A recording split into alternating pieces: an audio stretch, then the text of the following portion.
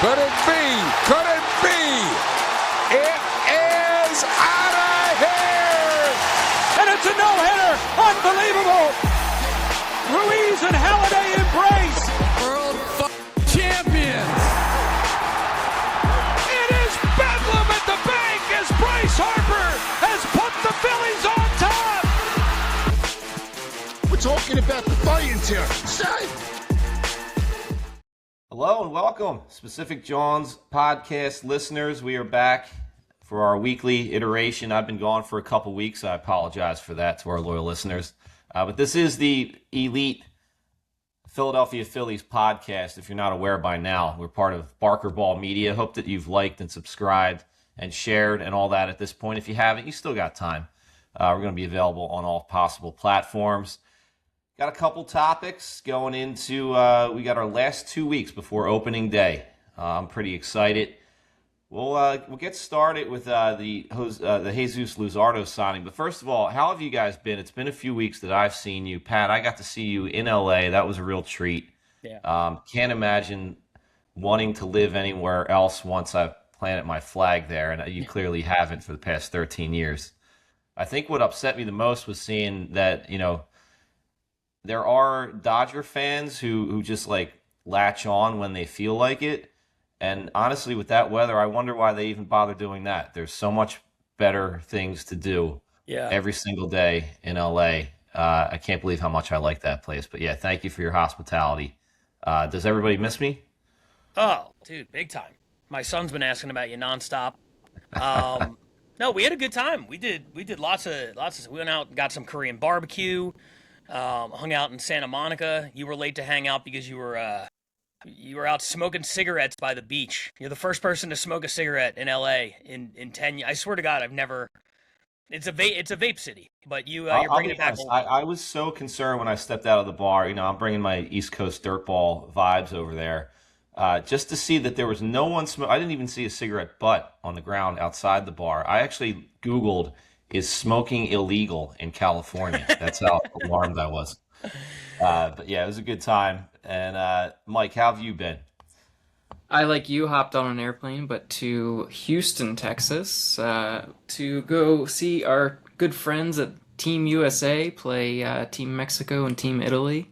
Also got in another game, Brazil versus Mexico the day before that USA-Mexico game. But it is nice. You can just hop down and get out of the cold weather and turn yourself into an outdoorsman again. Right on. Very jealous you got to see those games. We'll get to the WBC at length after our first topic. Let's get right into the Luzardo signing. So a couple days ago, to a lot of people's surprise, I didn't think they'd be doing this before the season. It really felt like they were going to make it a prove it year for Luzardo and try to go into the sweepstakes for him at the end of the season, hoping that he wants to stay, whether it's a hometown discount or not. But he locked into a 5-year, $135 million extension. Just love everything about this deal. I love that it is truly an extension. There's no cap hit this year. It kicks in the 27 season. It's just a great value deal from my perspective. What are you guys seeing? Was this a surprise to you as well? I was a little surprised, to be honest, but then when I looked into his history, it kind of made a little bit more sense. He's had some ups and downs throughout his career. He's had injury issues. He's the prime type of candidate that you want to invest in as a player because he's young and he's still got upside, as we saw in the postseason last year. Seems to be a good clubhouse guy, but it made sense for both parties to extend Luzardo, make that 5-year extension, so we got him for 6 more seasons, including 2026. Really happy that we did this, but there is a little bit of risk with it. I mean, he is a guy who had a 6 ERA 1 year in 2021, got traded to Miami from Oakland that season. Then the year before we traded for him in 2024, he had a 5 ERA and back issues. So it's not without risk. It makes sense for him to lock himself into a life-changing financial contract for him, but it also makes sense for the Phillies to take that risk because of the upside that he showed us last year. Yeah, I think this is one of those deals that just kind of works for every party, and it would be foolish of any of them to turn it down. To have a chance to lock in a guy, just to go with the flip side of what Mike was just saying, 2022 ERA of 3.32, next year 3.58, last year 3.92. Those are not superstar numbers, but to have a guy who is capable of consistently posting an ERA under 4 when healthy, the going rate for that sort of thing now is $27 million annually. That's just where we're at. And frankly, the kind of season he gave us last year might be worth a little bit more than that. Obviously, you're saving a little bit of money because there is an understood risk when it comes to pitchers. There's a reason why Ohtani was $700 million and Soto was $765, and then they talk about Tarek Skubal and they say he could be in line for over $400 million. And the reason is because pitchers are not commodities in the same way hitters are. There's too much, risk of adversity there, too much risk of injury. And I think, that plays into it as well. But overall, $27 million a year for Jesus Luzardo, a guy who put up a good regular season last year, and I had complete confidence in whenever they had him on the mound in the playoffs. I think something like that is invaluable. So I'm a fan of the deal. Yeah, and I think a couple numbers you threw out there, that was it the 3.92 ERA last year. You take out some very, very stark outliers from that season. I mean, we watched, he had basically 2 little blips in his season, multiple games each. But in the beginning of the season, they were talking about him tipping pitches, and they really seemed to believe that was the problem. Then he had a little one, I think in mid-August, a game or two where he got lit up a little bit. But look, everybody has that happen to them. And the way he recovered from each, the way he handled himself in those games, I remember watching him. He's a fired up guy on the mound, but he didn't look like he was rattled. He didn't look like he was no longer battling when Topper left him out there for however long he did. I just like the guy's makeup. I really do. I've seen him yell at umpires in ways that gets me pretty excited, in the way that fires up the team behind him in some of those games. And yeah, by all accounts, a good clubhouse guy. Just a solid pickup in my mind. I do want to... And it's just real quick, I just want to say it's worth noting that his FIP last year was 2.90. Fielding independent pitching was a full run lower than his regular ERA, which basically means if you remove the fielders and just focus on only things he could control, his expected ERA was a full run lower than what he posted. So the ceiling might still be to come. He's only, 27, 28 years old. It's possible we have not seen his 2 or 3 best seasons yet. And if that's the case, this ends up being a real steal. Absolutely. I think it's very possible that we still have a ton of upside still to uncover. I think, even just last year, he's still coming back from that back injury, and he had a great season, even without those 2 starts, or even including those 2 starts, I should say. If you take them out, like you said, Carl, and his ERA was near 3. And then the other thing a lot of fans are pointing to, it's just natural given the way this offseason has gone, we can now kind of look in retrospect at the Suarez deal. What Ranger got from Boston. Like I said, Luzardo is a 5-year extension for $135 million. Ranger signed a 5-year contract for $130 with Boston. Pretty comparable values. Ranger is a couple years older. Maybe I would argue a little more of an injury concern in my mind. He hadn't really had a full season. He's got a different makeup. His player profile is much different. I mean, he pitches a lot differently. He's not a power pitcher. He's a rare, almost junk baller, you could say, these days. So maybe his longevity will prove to be longer than a guy like Luzardo in the end. But again, a couple years older than Luzardo for pretty much the same amount of money and years. It just seems like I'm not as upset about losing Suarez, knowing that we got this kind of value out of Luzardo. Yeah, knowing that we have a rotation of Sanchez, Wheeler, Nola, and Luzardo for the next couple years is really exciting. But even after Wheeler potentially retires after 27, we have a couple more years of a headlined rotation started by Sanchez and Luzardo with a question mark in Nola, but still.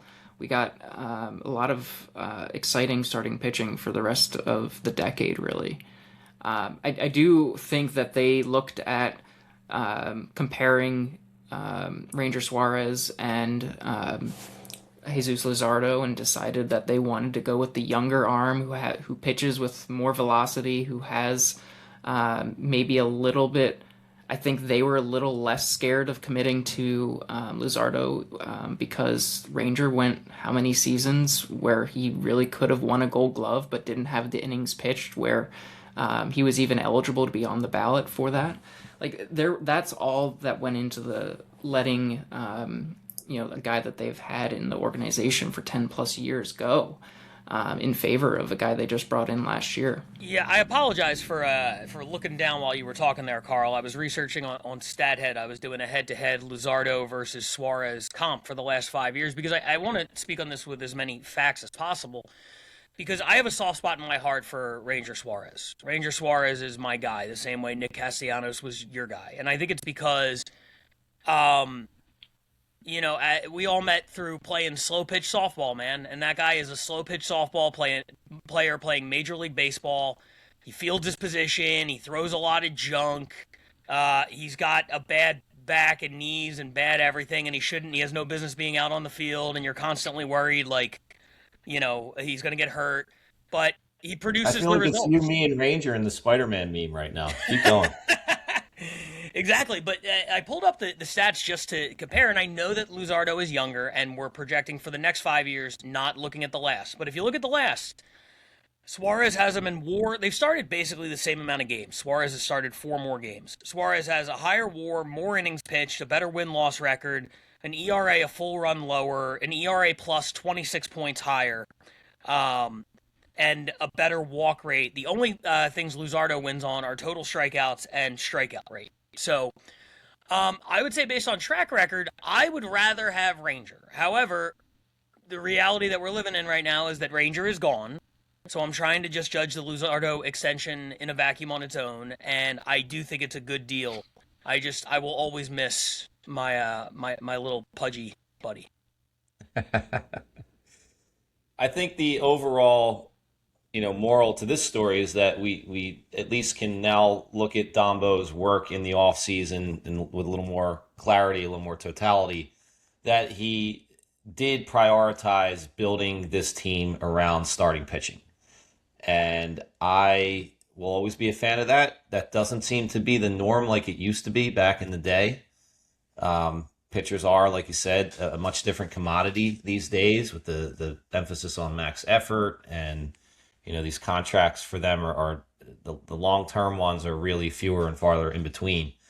But I feel really confident about the 5 that we have. I wish we had more depth. But if you were any other team, I think you'd be looking at us saying that's who they have, those 5 guys locked in for 2 years at least. Probably a little bit longer than that. Wheeler's starting to show some cracks in his hard line that he's going to retire after the end of his contract. His is the first to expire. But, yeah, I like the foundation of the team at this point. There's still plenty of holes, and we have a ton to talk about there. But if you're going to talk about maintaining a competitive roster in the foreseeable future, you can do that with these starting pitchers. And Painter is, the upside, we don't even know where that is yet, but we're confident in him as a 5th starter at the moment. I love that. Has anybody, either of you guys, noticed anything sticking out in these spring training games where we are World Baseball Classic attendees? They're not there. It's been pretty rough watching these lineups play without the big guns. But I know I saw, Stott's looking pretty good. His numbers look pretty good right now. Bohm, to me, his bat is picking up a little bit. And Painter has looked solid. I mean, I saw him pitch, I think, 5 innings, 3 runs a couple days ago. That's encouraging to me. Have you guys caught any of these games or been on vacation like I have? Fuck no. I've been WBC'd up, so I've spent my baseball watching hours watching that. But, it is, we had talked about Justin Crawford and the nice start that he had to spring training. He has tailed off since then. So it's just another piece to kind of monitor as the season, the regular season comes to It starts in a week and a half.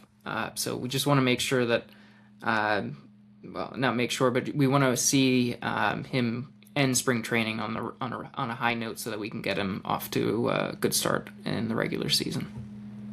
Well, if it doesn't work out, we've got a really great outfielder in the pipeline. I've been reading about this guy Garrett Stubbs that they're trying out there. Look, we're going to be fine. We're going to be fine no matter who. I was so bummed you missed that episode. When they started floating the idea of Garrett Stubbs super utility sub, I was just like, what are we doing here? I mean, that is brutal. I mean, when you can get somebody with a 600 OPS into the lineup, you just got to do it. Shoehorn him in wherever possible. It's all about the vibes, guys. All right, WBC. Just to answer your spring training question, I've only watched a few innings of spring training. I've been locked on the WBC, and as I said a few episodes ago, I think spring training is one of those ideas that's really fun in theory, and then it gets there and you start seeing the lineups, and you're like, I could be doing anything else with my time, unless you're down there. I had a blast the year that we went. I would love to do that again, but no, sitting there and watching these. And with the WBC, it's really tough because a lot of your best players for every team are off doing that. So it's like, these lineups are tough. And also, I'm just too cynical on somebody like Alec Boehm to buy anything this spring training. Like, it doesn't matter. He could go up and 4 for 4 with 4 home runs every game, and I would be like, I need to see it during the regular season. The only thing that would get me excited, in all honesty, is if he came out and he's like, yeah, I'm taking steroids now. I'm a steroid guy. Watch this.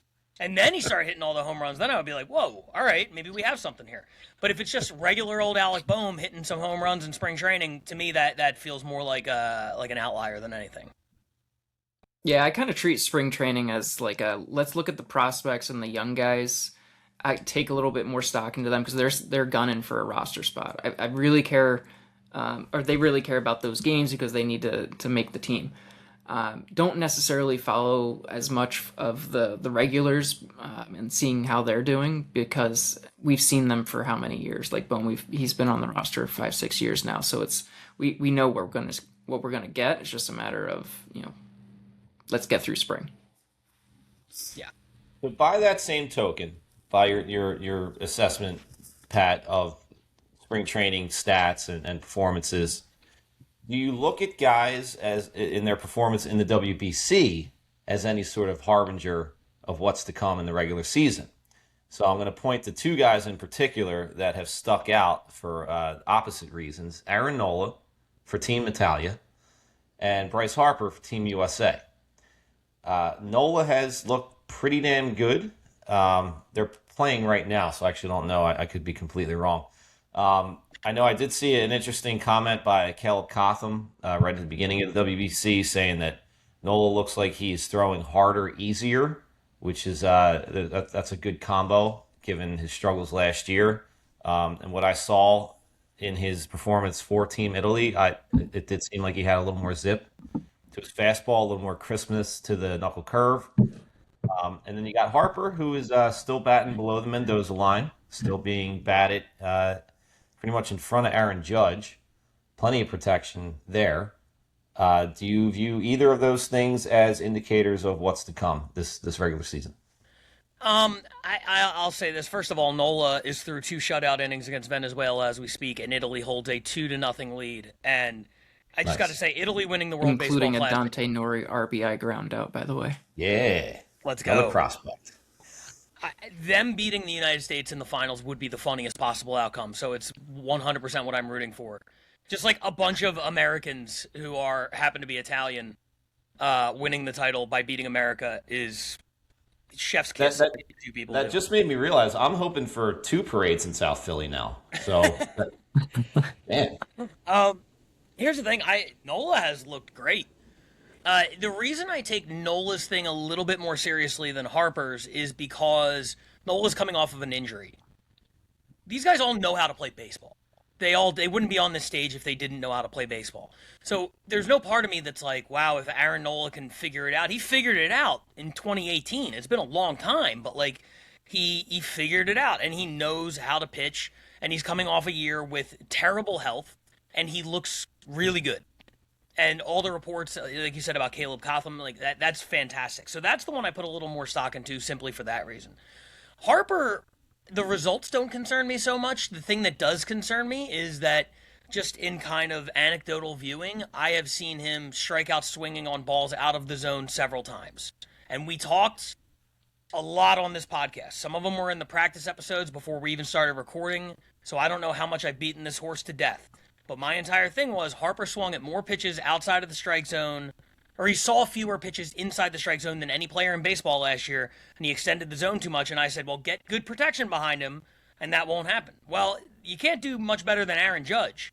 And if you're not willing to pass the baton to Aaron Judge, you still need to flail at a 3-2 slider a foot off the zone. I don't love that. So that concerns me a little bit. Yeah, there's also the stat of his batting average on fastballs declining year after year, and you get a little concerned that you wonder if the bat's getting slow, although some metrics are saying it hasn't slowed down. But again, I think the bigger concern right now is exactly the pitch selection issue.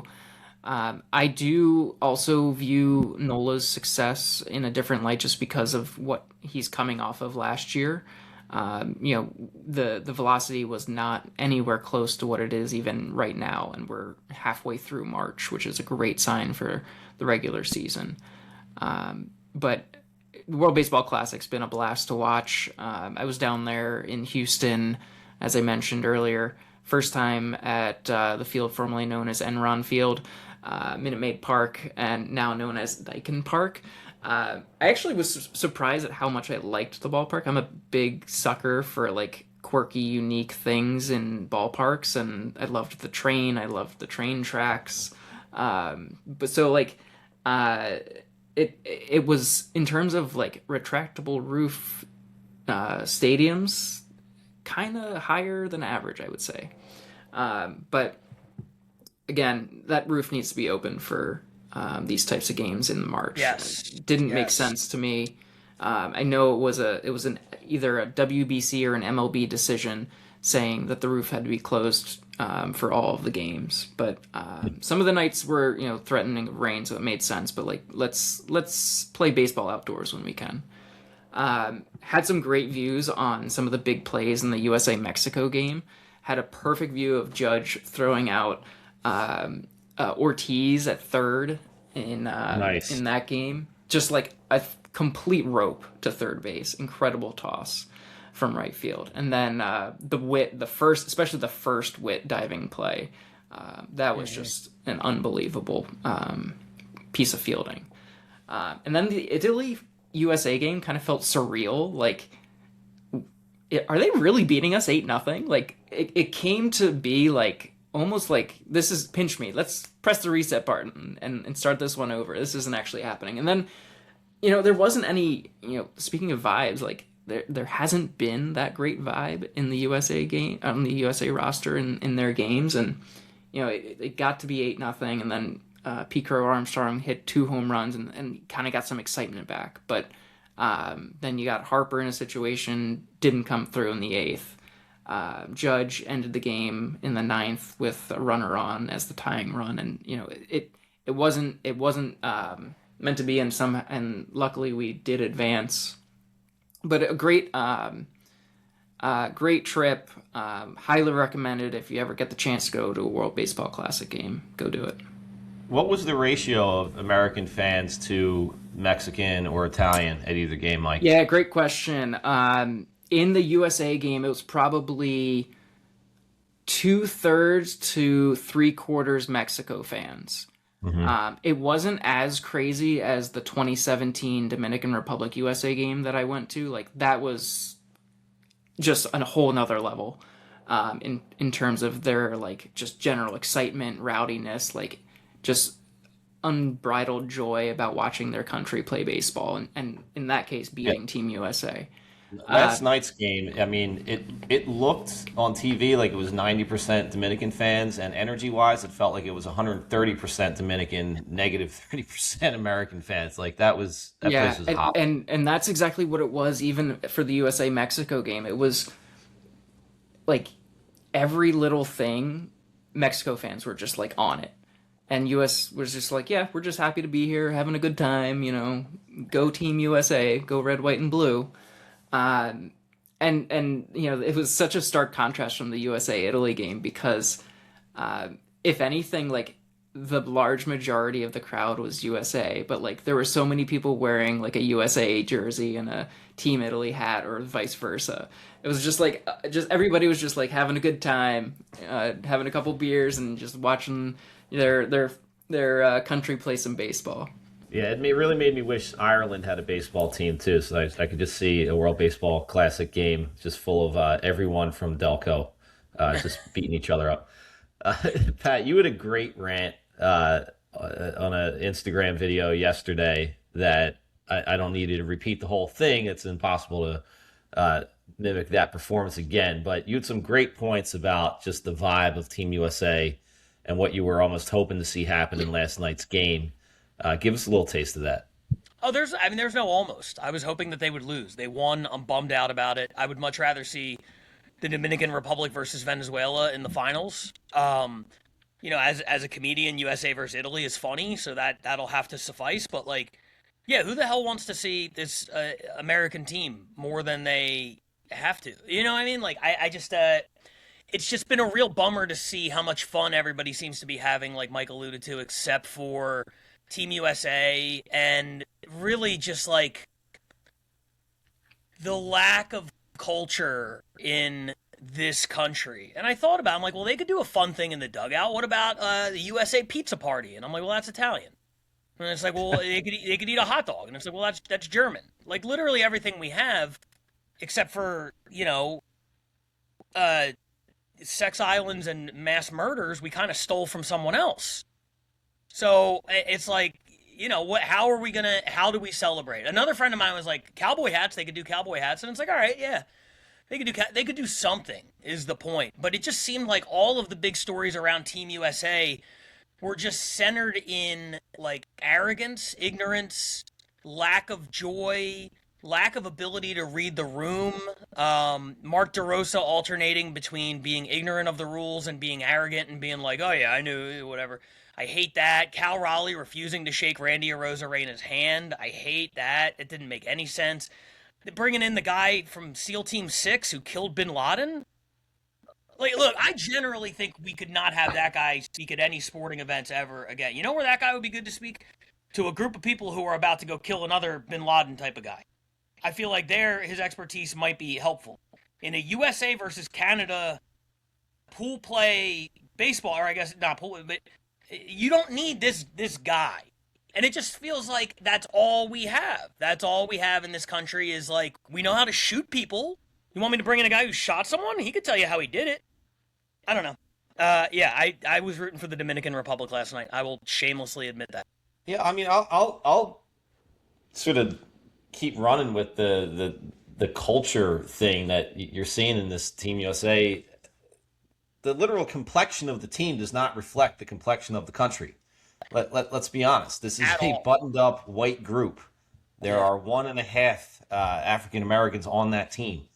I think it has a lot to do with the fact that just baseball in general has failed to retain the interest of younger people in America of all walks of life. It has become very much a funneled system, a lot of money involved, even at the little league level. It's very frustrating to see what my cousins go through just to play little league. Like, it's not, you don't have your neighborhood in-house league to just screw around and enjoy the game, whether you have, some elite talent in it or not.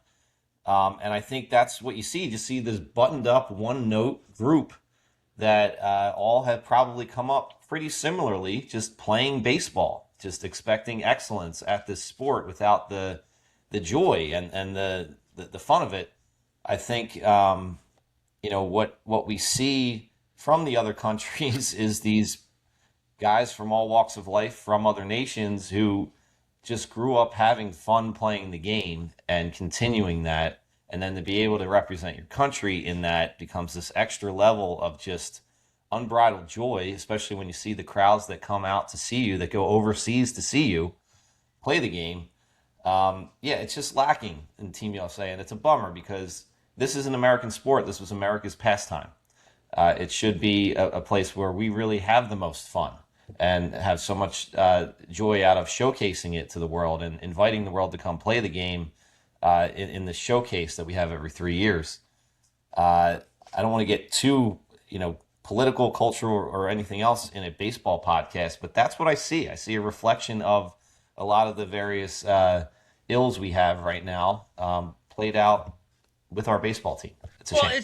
It's just like, and I don't think we're getting too political or anything like that at all. I think the overall theme I get is that Team USA is full of baseball robots.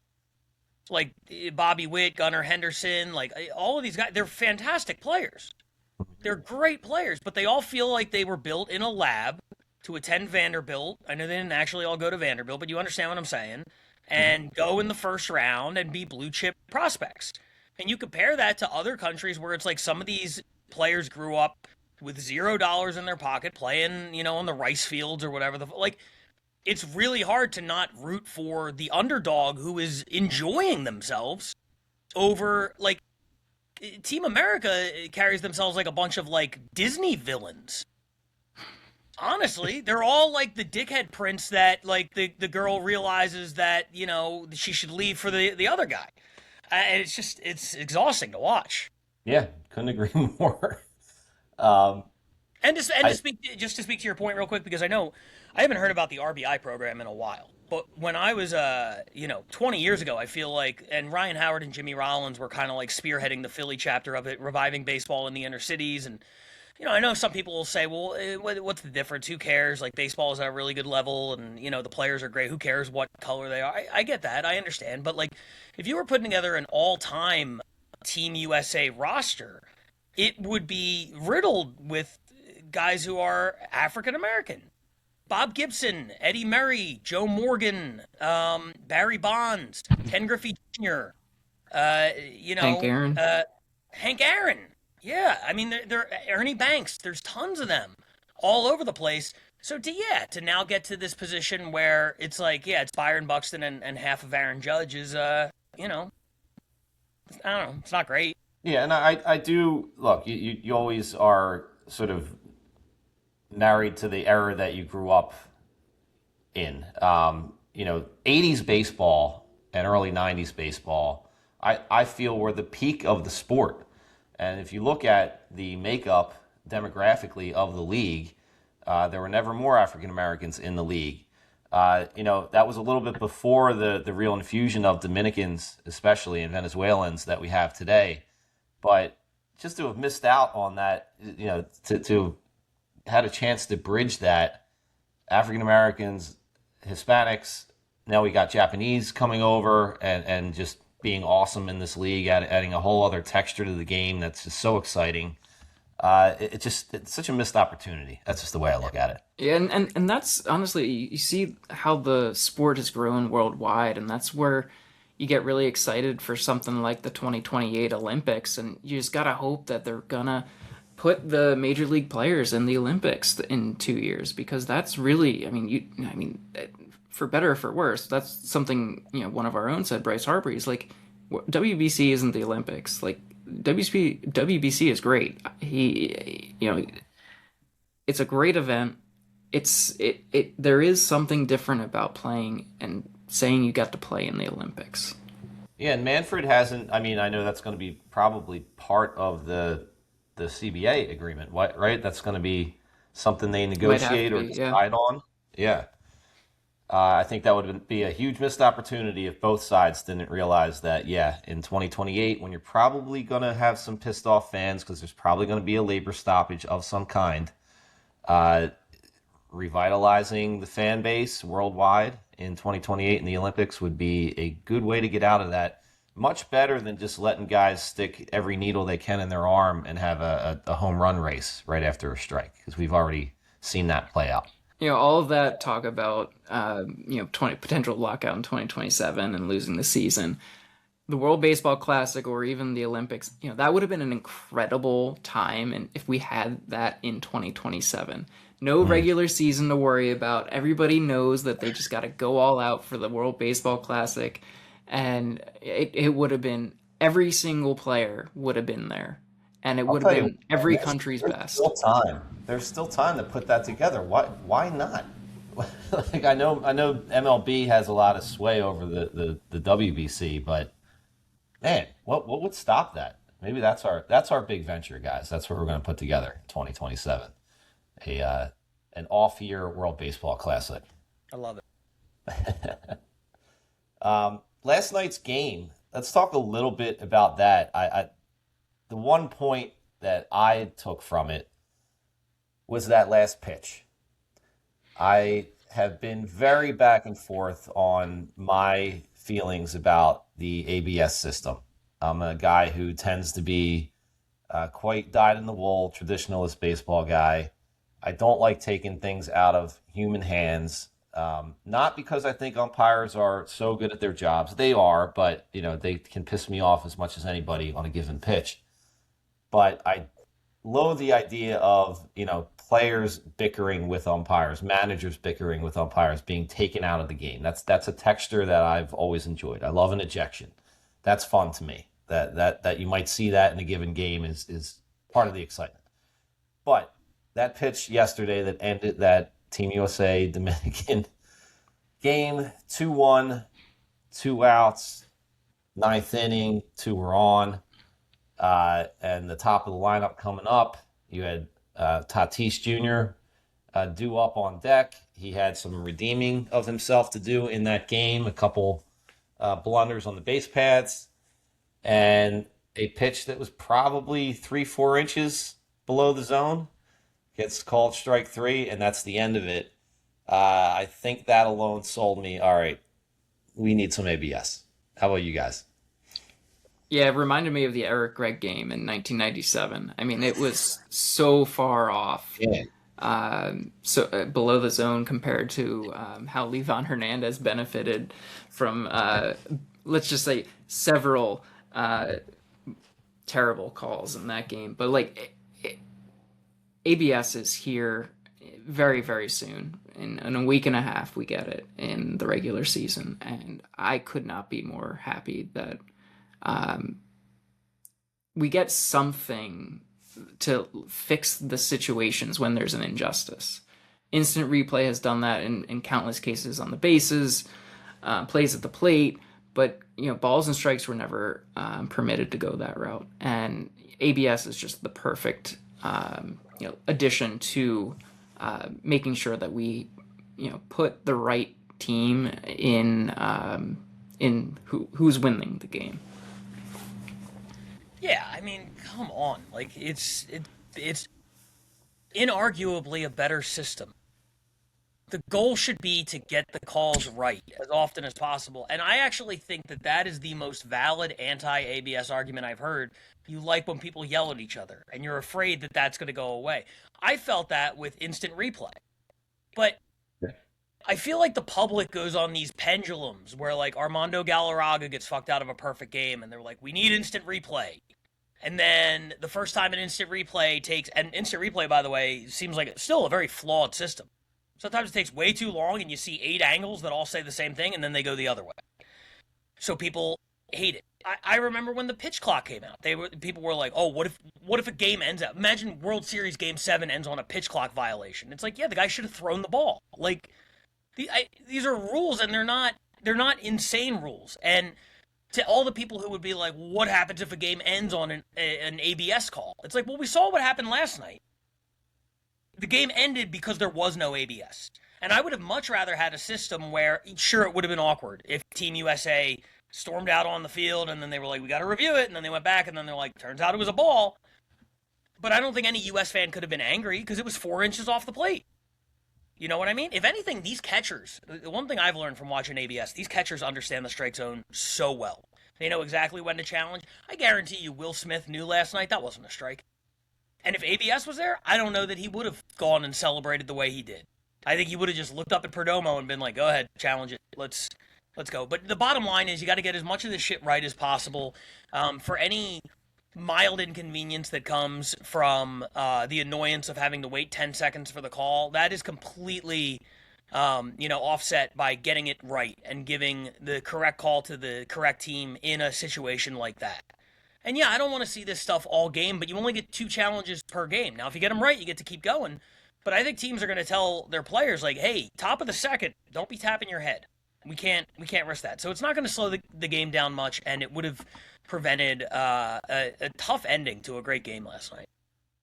I can't wait for the first, pitch ABS challenge drama where Rob Thompson uses or has his team run out of challenges before the 7th inning, and then something happens in the 8th or the 9th, and then WIP goes crazy the next day. Can't wait for it. I'm excited to get some stats out of this to see individual players, especially hitters, who challenge and get it wrong and ruin it for their team. I have some guys in mind I could see doing that, including guys on this Phillies team. And yeah, that's going to be a whole thing. We might get more yelling out of this as a result of that than I bargained for, and that would make me happy. So yeah, the teammate bickering could increase if you use your challenges big time. Poorly. Big time. Yeah, you'll see who perceives themselves as an important at bat. Well, who's your pick on the Phillies to wastelessly execute this? Would have been Nick Castellanos, but don't have to worry about that. For sure. Yeah, Nick, he might actually challenge, whether he actually hit the ball or not.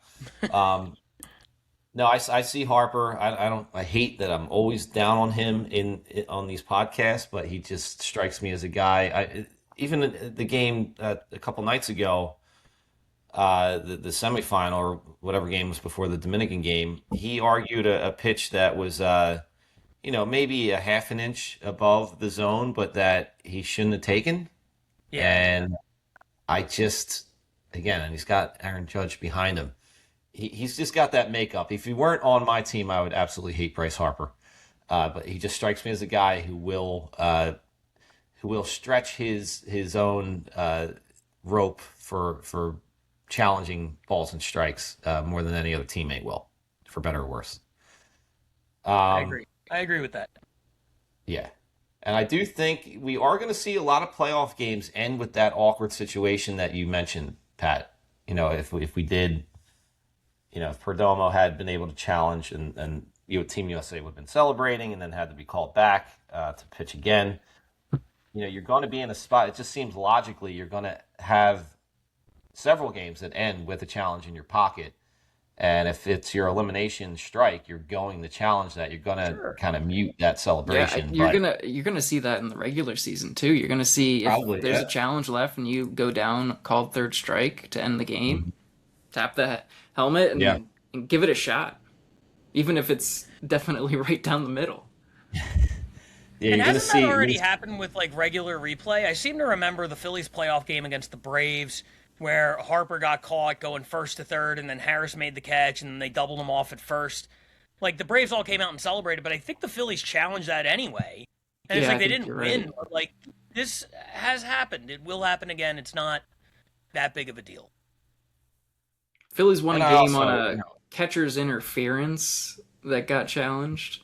So that's right. You're gonna get anything when you get ABS and replay in the mix. Yeah, I do have visions. It'll be at Citi Field. They will waste so many fireworks and have it pulled away. So you know what? There's a lot to look forward to here. I'm glass half full on all this. Now I'm really excited for the season, guys. So we got 15 minutes left, and we have our next batch of the top 25 Phillies of this century. Pat, I assume you've got numbers 10 through 6? 10 through 6. We're coming down the home stretch right now. A couple updates real quick.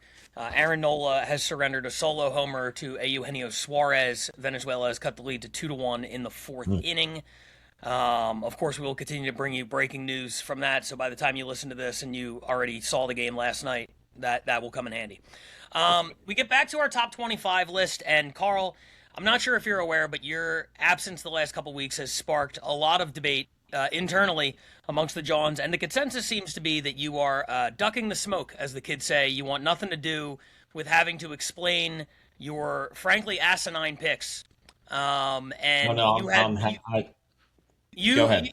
to recap last week. You were supposed to be on the episode, and you literally moved your flight up to conflict with the recording time. And then we did the episode, and we found out that you had Carlos Ruiz ranked number 8, which people, thought was you had Carlos Ruiz ahead of Roy Halladay, which was an interesting choice. Before I get into 10 through 6 this week, do you have anything to say to the people who say that you are scared of confronting your terrible choices? Oh, no, not scared at all.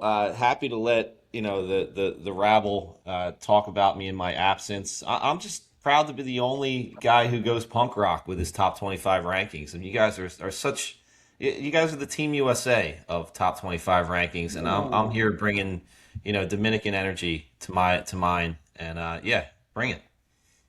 Well, let's not forget Team USA is one win away from winning it all, so maybe we are the right side of history here. Who had more fun, Mike? Go on, Pat. Just for the record, Carl's top 7, all Americans. Now, let's get into 10 through 6 this week. And we start with one of the all-time greats here, in one of the highest peaks of any Philly that I've ever seen, Clifton Pfeiffer Lee. Cliff Lee coming in at number 10. Kyle Schwarber, current Philly, coming in at number 9. Bobby Abreu coming in at number 8. And just so you know, those 3 guys separated by 2 points. We did a cumulative thing. Abreu 67, Schwarber 66, Lee 65. So I have a feeling there's going to be some controversy around those.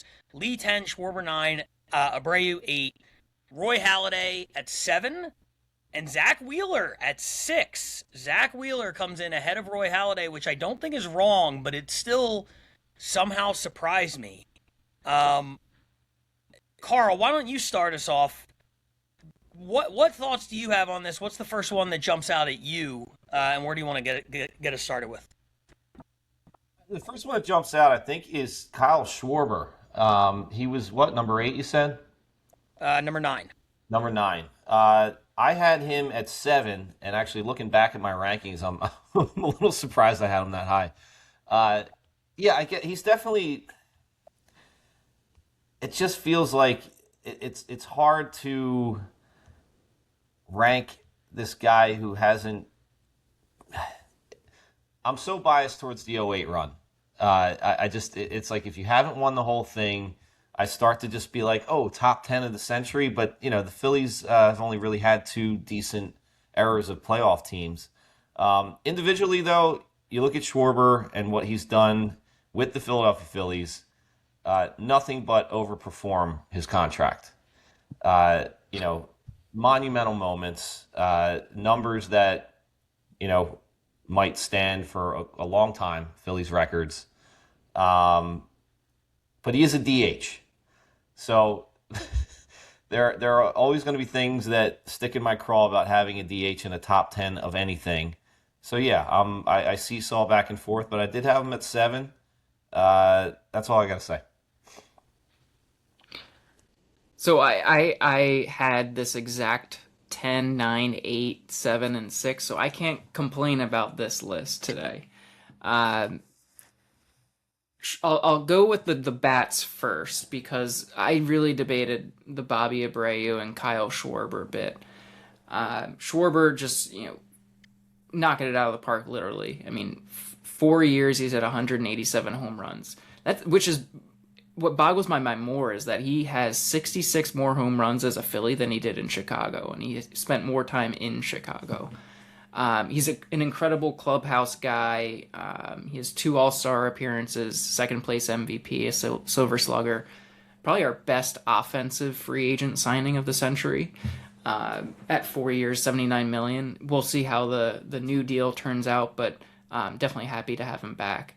Where I'd say Abreu tops out on Schwarber is, Schwarber has the home runs, but Abreu really beats him on everything else. Stolen bases. He's got the 300, 400, 500 slash line, which is, one thing you just instantly look at and you're like, wow, that's a great player. He's obviously a better defender, not a great defender, even though he did win 1 Gold Glove, but even at the time, it was just like comical that he won that year. But he never was that like Hall of Fame type, Bobby Abreu. But you look at the full embodiment of his career, and you start to think like, wow, he's got the stats of somebody who could be in the Hall of Fame. But and you see that analytical community really like starting to bring his case up more and more. I don't know if we'll ever get to the Hall, but he did have just an incredibly underrated career, despite playing in some big markets. I mean, he played with the Phillies and played with the Yankees for the majority of his career. But just, I would say that, Kyle and Bobby, two great players, two very different players, but Bobby edges them out. The Abreu versus Schwarber war, which, to be clear, only exists on this podcast. In no other context will people compare the two of them because they are so different. But if we're going to do this thing and we're going to compare them, it is the ultimate battleground of I've had 4 Yinglings and I'm going to call into WIP on the way home from the game. And I know how to figure out a player's OPS plus. You know what I mean? It's two completely different demographics of fans. Kyle Schwarber is the guy that if I was taking a non-baseball fan to the game, I would be most excited for them to see Kyle Schwarber. Because at any moment he could hit a ball to the parking lot. And that's special. There aren't a lot of guys who have that ability. Abreu, greatly underappreciated. He did so many things that don't necessarily Abreu was never the guy I expected to have a 3-homer game. But Abreu was the guy I could count on at the end of every season to have 30 homers and 100 RBIs. Every year, like clockwork. And he was greatly underappreciated for his time in Philadelphia when they valued things that were intangible more than actual results on the field. I will go to my grave saying that Abreu was the most underrated player I ever saw.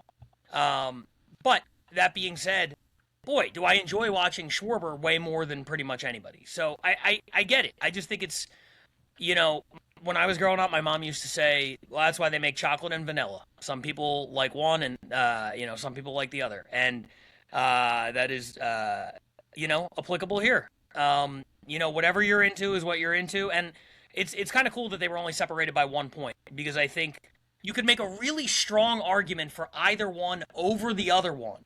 But at the end of the day, it's comparing apples and oranges, and they deserve to be really close in either direction. And I think that, it's 2026 right now. We have 5 more seasons of Kyle Schwarber. By the end of that contract, it would not surprise me if he's top 5 on this full list. For sure. Wouldn't surprise me if he falls off the top 10 either in the next 5 years. I love Kyle Schwarber. He could just as easily fall off a cliff in my mind. I don't see any reason why we're expecting him automatically to produce at this level for 5 more years. Maybe not at a 56 home run level, but he doesn't play the field. There's less chance of injury. He's never been a guy who is getting by on his body or anything like that. He needs to maintain physical conditioning. He's just kind of like a schlubby dude who can hit the ball a mile. I actually think that profile plays well projecting into the future. Compared to somebody like Harper, who so much of his game was based around explosiveness and things that tend to go away when you get older. Obviously, bat speed is part of the equation, but Schwarber still swings a hell of a bat, and he doesn't have to worry about the field. I think he's going to be fine. I think it's more likely that he ends up top 5 than out of the top 10. But that's just me. I think Carl's right. It could go either way, but I think he's more along the lines of the Big Papi track than he is along the lines of somebody a Prince Fielder. I mean, who just falls off because of injury. He's stayed fairly healthy throughout his career, but has the occasional nick and knack. But I think he's the type that should age well. I agree. Now, before we wrap up here, let's talk about the pitchers real quick. Zach Wheeler coming in at number 6. Roy Halladay at 7, and Cliff Lee at 10, and that seemed to be kind of the consensus. There was enough breathing room between the three of them that I feel like most people had them in that order. Mike, I know you did because you had this exact same top 10. Carl, I'm looking at yours right now. You also had Wheeler, and then further down, Halladay and Lee.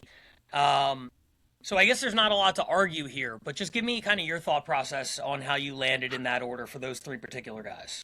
Wheeler is, I've said this before, I don't know if it was a practice episode or not, but of anyone from this century that has pitched for the Phillies in any situation, starter, reliever, anything, the guy that I would pick 10 times out of 10 is Zach Wheeler. He's the one I want in the moment.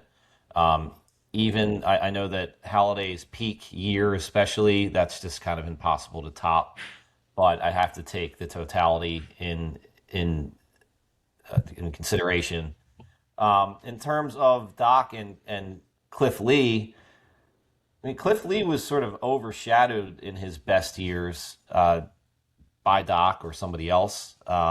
He did outlast Doc. He had I think a great 2013 season when the Phillies were really an afterthought to a lot of us. He's got the lore, that nonchalant catch against the Yankees in the World Series in 2009. Just his sort of just offbeat style. He's a quirky left-hander. Came here, was shipped off for inexplicable reasons, and then brought back. Just a lot of Cliff Lee. Just when I think of him, I just think of fun. Like just the most fun moments of that era. A lot of them had to do with Cliff Lee. Doc was one of the original baseball robots that I can remember, where I really looked at a guy. I was like, this guy is a two-dimensional machine. I think we really wanted him to be like a lovable dude.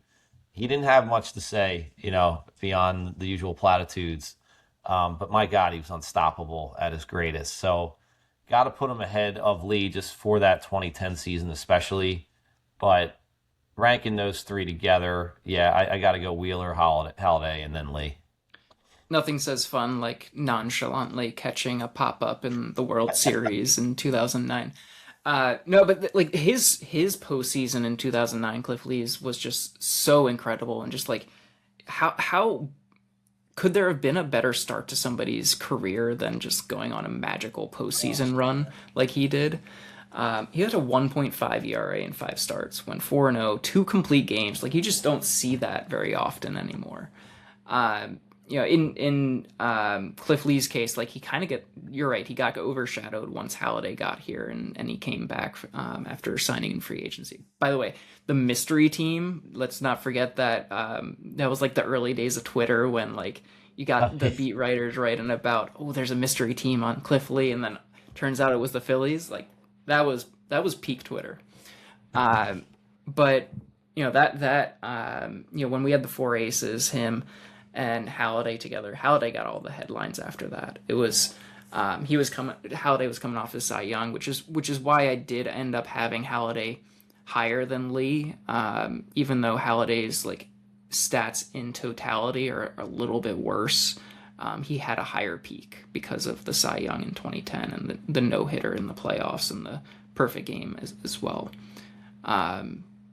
Wheeler, to me, is just like, you could not ask for a better free agent signing than that. That's the best one of this century, no doubt.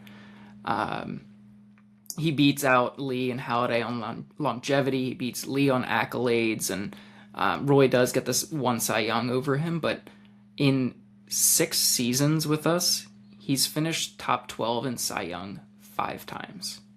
That's remarkable. He's finished Cy Young runner-up twice. You'd love for him to get that before his career ends. He is nothing but a playoff workhorse, one of the best postseason whips in history at 0.725. You just gotta, get him one of the two. Hopefully it's the World Series championship, but let's get him one. Yeah, I was the only guy who had those pitchers in any other order. I had Wheeler at 5, I had Lee at 7, and I had Halladay at 8. And one thing that really jumped out at me, because Halladay is my all-time favorite pitcher, I think looking at these lists, because I did mine first, and then the other ones started coming in, and I was like, man, I think I really inherently knocked guys down who were my personal favorites, because I thought that I had a bias that I was trying to overcome, and it wasn't just Halliday; it happened with a few different people. But I did have Lee ahead of him, and the reasoning that I used was that '09 playoff run. Um, it it got us to a World Series, and then Lee performed beautifully in the World Series.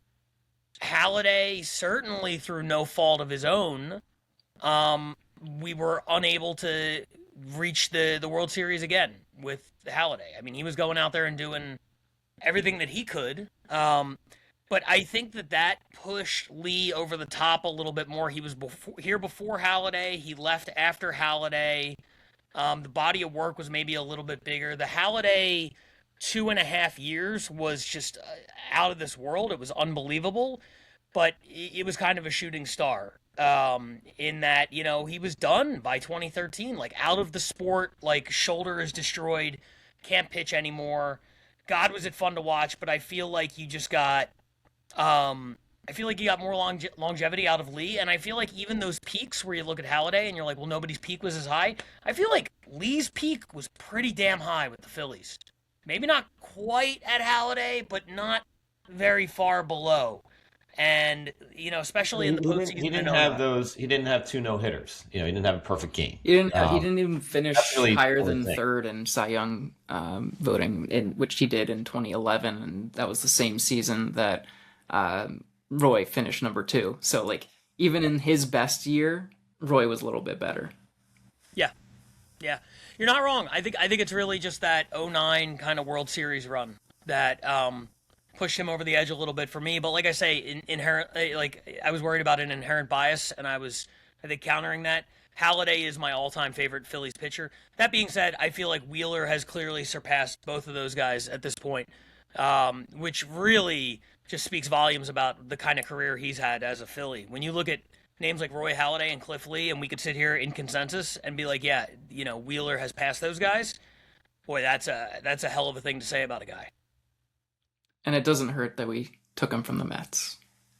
I was just about to say, nice. for Lee and Wheeler, there's a couple little jabs that you get in rooting for them and remembering them. Wheeler, yes, he was just treated like shit by the Mets. Not allowed to sit in the clubhouse, I think, during their World Series run against the Royals. I think that was the story.